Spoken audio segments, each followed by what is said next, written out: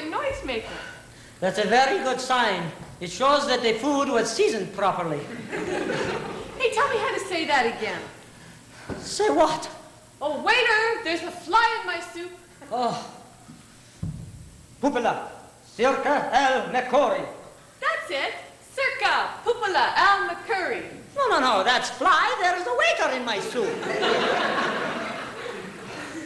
Well, there was. He put in his hand to take out the fly. Boy, I like that singing. Shama, shama, el kamama. What am I singing anyway?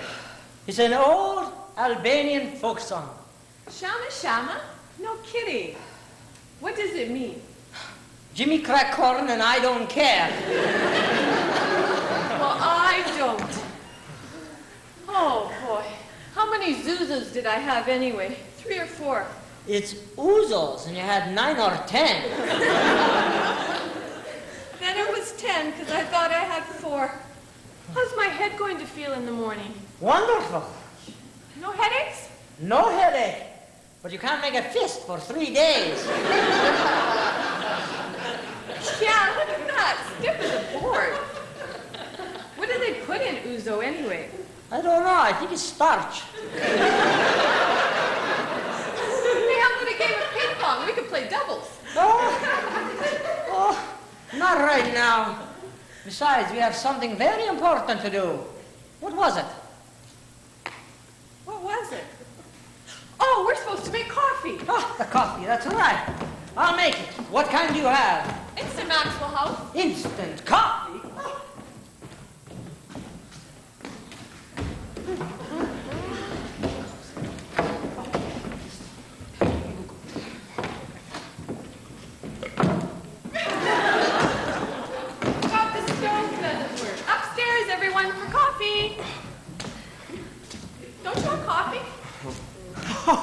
They will make it, they will drink it when we have made it. Don't you two go away.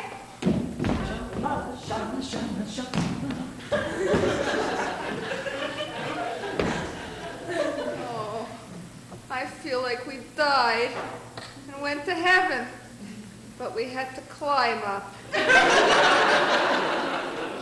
Struck down in the prime of life. I don't really feel sick, just numb, and I can't make a fist. You want to hear something frightening? My teeth feel soft. It's funny. The best thing we had to eat all night was the Nietzsche.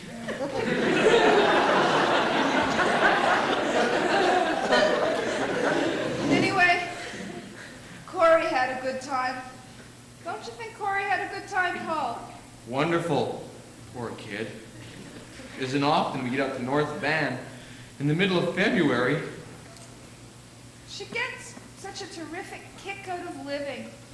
You've got to admire that in a person. Don't you, Paul? I admire anyone who can eat 3 portions of poof la poo pie. What's poof la poo pie? Don't you remember? It was that gook that came in the turban. I thought that was the waiter.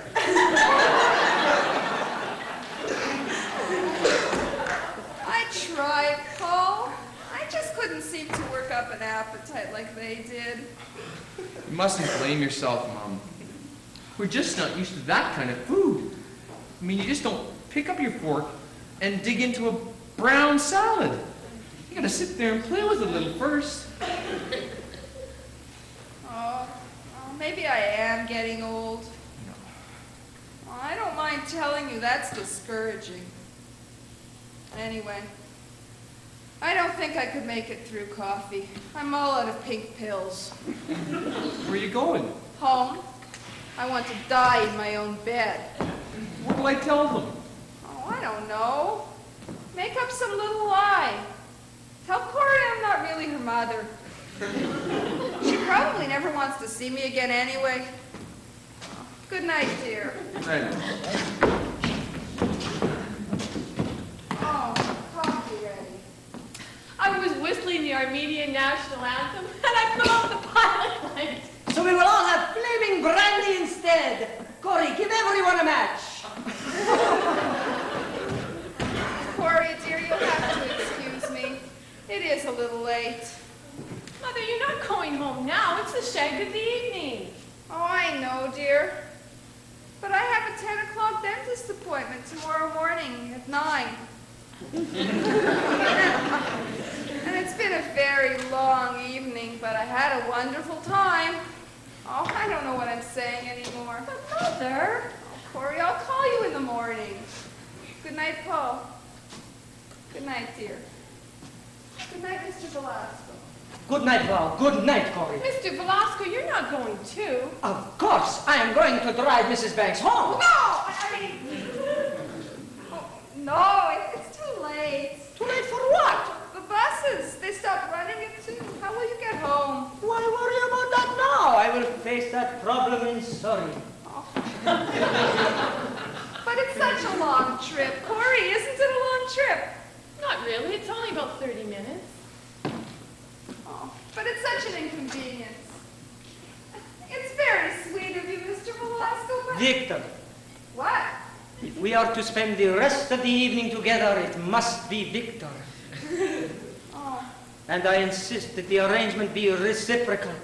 What is it? what is what? Your name, Mother. It's Ethel. It's Ethel. My name is Ethel. That's better. All right, Ethel, are you ready to go? If you insist, Walter. Victor, it's Victor. Victor. Good night, Paul. Shama, shama, Corey. Shama, shama. If you don't hear from us in a week, we will be at the Hotel Nacional in Mexico City. Come on, Ethel, let's go. What does he mean by that? I don't know, but I'm dying to find out. Will you call me in the morning? Yes, by 6? This way, Ethel. Let's go.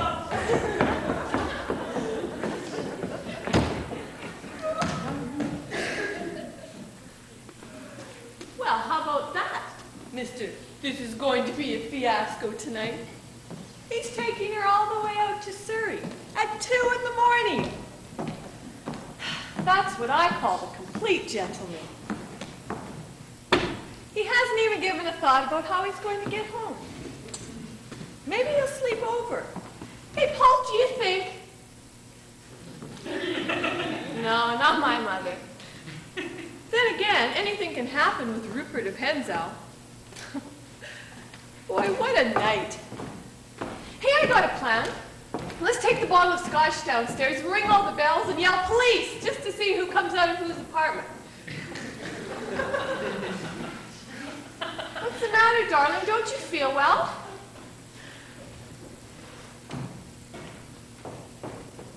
What a rotten thing to do to your own mother. What? Do you know how she felt just now? Do you have any idea of what kind of a night this was for her? It's not over yet. You didn't see her sitting here 2 minutes ago. She was miserable. You were upstairs with that Hungarian Duncan Hines. Her face was longer than that trip we took tonight. She never said a thing to me. She wouldn't. She's too good a sport. She went the whole cockeyed way. Dragging a woman like that all the way out to North Van in the middle of February for a bowl of sheep dip. It was Greek bean soup. And at least she tasted it.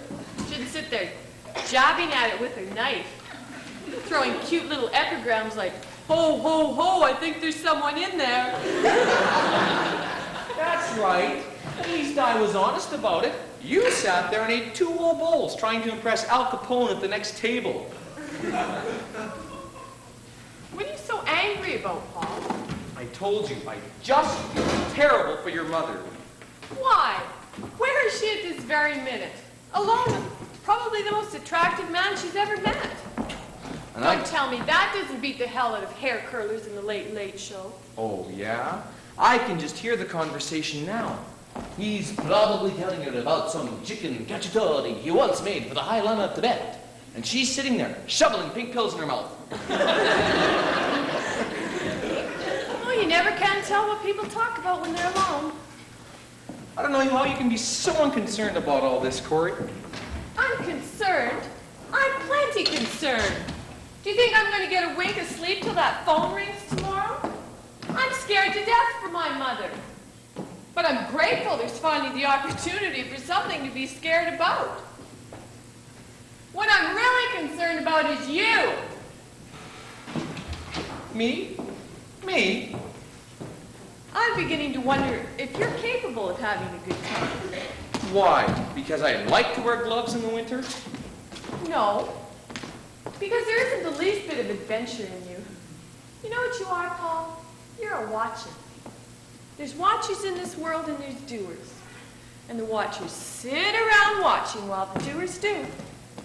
Well, tonight, you watched and I did. Well, it was harder for me to watch what you were doing than it was for you to do what I was watching. You won't let your hair down for a minute. You couldn't even relax for one night. Boy, Paul, sometimes you act like a What? A stuffed shirt? I didn't say that. But that's what you're implying. That's what you're anticipating. I didn't say you were a stuffed shirt, but you are extremely proper and dignified. I'm proper and dignified? When? When was I proper and dignified? All right, the other night at Puccini's, you were drunk, right? Right, I was hammered. There you are.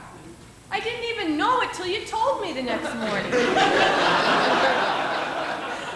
You're a funny kind of drunk. You just sat there looking unhappy and watching your coat. I was watching my coat because I saw someone else watching my coat. Look, Corey, if you want, I'll get drunk for you sometime. I'll make myself a slob and make your hair stand on end. It isn't necessary. You know, last New Year's Eve in Murphy's, I punched an old woman. So don't tell me about drunks. All right, Paul. When else? When else was I proper and dignified? Always. You always look right. You always dress right. You always say the right things. You're very close to being perfect. That's a rotten thing to say. I've never seen you without a jacket. I usually feel like a slob compared to you. You know, before we were married, I was sure you slept with a tie. No. Only on very formal sleeps. You can't even walk into a candy store and ask the lady for a Tootsie Roll. You've got to walk up to the counter, point at it, and say, "I'll have that thing in the brown and white wrapper."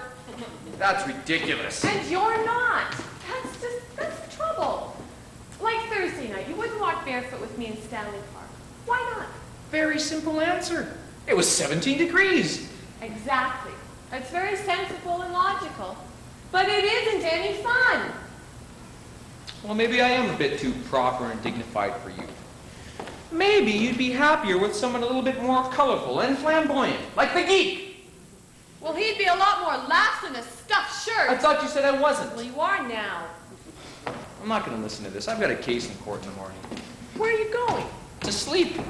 Now? How can you sleep now? I'm going to close my eyes and count Nietzsche. Good night. You can't sleep now. We're having a fight. You have the fight. When you're through, put out the lights and come to bed. Ooh, that gets me insane. You can even control your emotions. Look, Corey, I'm just as upset as you are. But when I get tired, I sleep. And when I get hungry, I eat. You eat and sleep too. Don't deny it. I've seen you. Not in the middle of a crisis. What crisis? We're just yelling a little. You don't consider this a crisis? Our whole marriage hangs in the balance. It does? When did that happen? Just now, it's suddenly very clear to me that you and I have absolutely nothing in common. Why? Because I won't walk barefoot in the park with you? Corey, you haven't got a case. Adultery, yes. Cold feet, no. Don't oversimplify this. I'm angry. Can't you see that? It's 2:15. If I can fall asleep in half an hour, I'll get 5 hours sleep. I'll call you from court tomorrow. We'll argue over the phone. You will not go to sleep. You will stay here and fight to save our marriage. If our marriage hinges on breathing fish balls and poop-la-poo pie, it's not worth saving. I am now going to sleep in our tiny little single bed. If you care to join me, we'll be sleeping from left to right tonight. You won't discuss it? You're afraid to discuss it. I married a coward. Corey, could you bring in a pail? The closet's leaking. Ooh, I hate you. I hate you. I really, really hate you. Look, there's one thing I've learned from being in court, that is, watch what you say when you're tired and angry. You might say something you'll regret. I am now tired and angry. And a coward. And I'll probably say something else you'll regret. All right, maybe we rushed into this marriage a little too fast. Maybe love isn't enough. Maybe two people should have been taking more of a blood test to see if they should have got married. Maybe it should have been tested for understanding, common sense, and emotional maturity. All right. Why don't you get it passed from the Supreme Court? Only those couples bearing a letter from their psychiatrist proving they're well-adjusted will be permitted to be married. You are impossible. You're unbearable. You belong in a nursery school. Well, it's a lot more fun than a home for the fuddy-duddies. Corey, let's not get... Don't you touch me. Don't you touch me. I don't want Why? I just don't, that's all. Not when you feel this way. When I feel what way? The way you feel about me. Corey, you are hysterical. I am not hysterical. I know exactly what I'm saying. It's no good between us, Paul. It never will be again. Holy cow. God, sorry. I don't want to cry. Oh, for Pete's sake, go ahead and cry. Don't you tell me when to cry. I'll cry when I want to cry. And I'm not going to have my cry till you're out of this apartment. What do you mean, out of this apartment? Well, you certainly don't think we're going to live here together after tonight? Are you serious? Of course I'm serious. I want a divorce. A divorce? What? I'm sorry, Paul. I can't discuss it anymore. Good night. Where are you going? To bed. You can't go to bed, not now. You did before. That was the middle of a fight. This is the middle of a divorce. I can't talk to you when you're hysterical. Good night. Corey, I want to know why you want a divorce. I just told you why. Because you and I have absolutely nothing in common. What about those 6 days at the Four Seasons?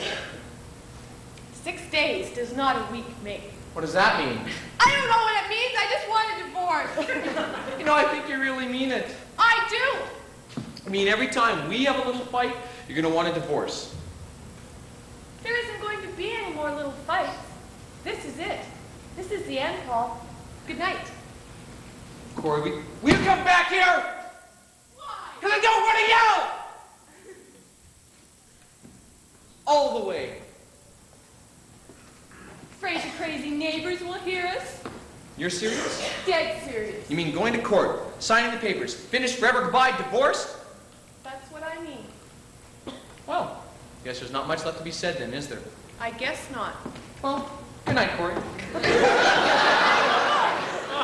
To bed. You can't go to bed now. It's 2:30 in the morning. I can't sleep till this thing is settled. Well, you might as well at least grab a nap. Might take 3 months. You don't have to get snippy. Well, damn it, I'm sorry. But when I plan a vacation, I'm happy. When I plan a divorce, I'm snippy. You want to plan this thing? Fine, we'll plan it. All right, what do you want? Quick divorce or a slow, painful one? I'm going to bed. You get back here, you get no divorce from me. You can try acting civilized. All right, I'll be civilized. But charm, you're not going to get. Now sit down. There are a lot of technical and legal details to go through. I don't know anything about legal things. Can't you do all that? Ah. Now I'm the doer and you're the watcher. Isn't that right, Corey? I do, you watch. Do, watch, do, watch. Isn't that right? Well, huh? So this is what you're really like. Yes. Yes, it is.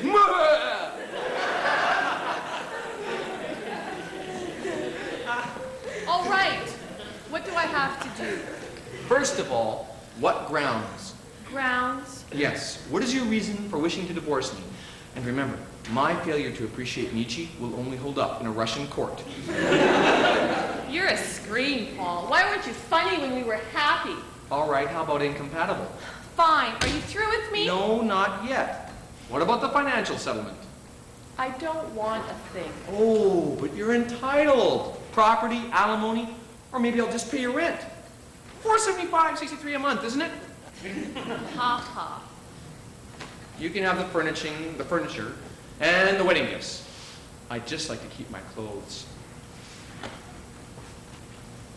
I hardly expected bitterness from you, Paul. It's not bitterness. It's a statement of fact. You are always wearing my slippers and my pajamas. Only after you go to work. Why? Because I like the way they... Never mind, it's stupid. I'll sign over your pajamas and the slippers. You can visit them once a month. Not bitter! Damn right it is. You have no right to be bitter. Don't you tell me when to be bitter. Things just didn't work out. They sure as hell didn't. Can't say we didn't try. Almost 2 whole weeks. Better than finding out in 2 years. Or 20. Or 50. Lucky, aren't we? Yeah, we're the luckiest people in the world. I thought you said you weren't gonna cry. Well, I am. I'm going to have the biggest cry I ever had in my life. And I'm going to enjoy it. Because I'm going to cry so loud, I'm going to keep you awake all night long. Good night, Paul. I mean, goodbye. Corey. I don't want to fight. Fine. They cry all night long. Work like a dog for 6 lousy cents. 6 days does not a week make. What the hell does that mean?